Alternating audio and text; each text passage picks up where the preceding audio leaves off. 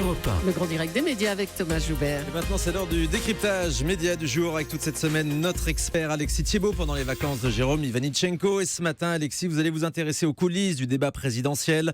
Ce duel entre les deux finalistes, Marine Le Pen et Emmanuel Macron, qui aura lieu demain soir à 21h sur TF1, sur France 2 et sur les chaînes d'infos, avec une organisation particulièrement complexe, Alexis. Oui, Thomas, c'est le face-à-face le plus attendu de cette campagne présidentielle. Rappelons que Gilles Boulot et David Pujadas ont d'abord été choisis dans un premier temps pour animer ce débat. Et finalement, l'équipe d'Emmanuel Macron a demandé un couple mixte. Le CSA a appuyé cette demande. Ce sont donc les deux chefs des services politiques de TF1 et France 2 qui animeront ce duel. Nathalie Saint-Cric pour France 2 et Christophe Jacuvizine pour TF1. Il y a quelques jours, les responsables des chaînes ont rencontré les représentants des candidats. Un tirage au sort a eu lieu au siège du CSA. Et ce que l'on peut vous dire ce matin, c'est que c'est Marine Le Pen qui ouvrira le débat demain soir. Emmanuel Macron, lui, conclura l'émission. Toujours tiré au sort, la position des candidats à l'image. Marine Le Pen sera à gauche, Emmanuel Macron à droite. L'arrivée des candidats en studio a aussi été tirée au sort. Marine Le Pen, on l'apprend, arrivera 20 minutes avant Emmanuel Macron.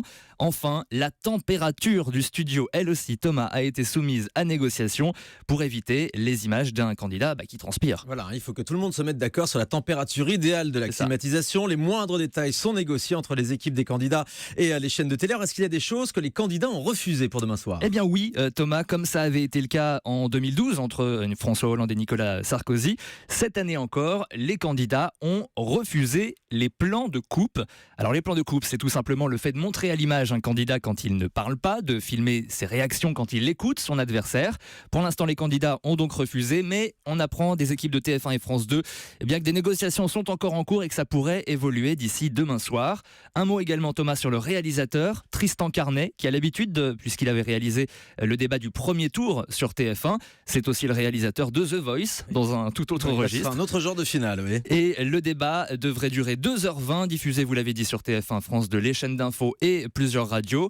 On rappelle qu'en 2012, il avait rassemblé 18 millions de téléspectateurs et avait duré près de 3 heures. Alors on imagine en tout cas que les deux candidats se préparent consciencieusement avant ce grand rendez-vous. Absolument, Thomas, même si Emmanuel Macron a laissé entendre qu'il ne faisait pas de média training, vous savez, ces entraînements avec par exemple une fausse Marine Le Pen, mais il est évident que chacun des candidats prépare d'une façon ou d'une autre ce rendez-vous qui n'est pas une simple interview dans un 20h. Et puis il y a de fortes chances également pour qu'ils aient tous les deux préparé une phrase choc ou une tirade. On se souvient bien sûr de l'anaphore « Moi président » de François Hollande lors de son débat face à Nicolas Sarkozy en 2012. Alors quelle sera la phrase qu'on retiendra de ce débat présidentiel ?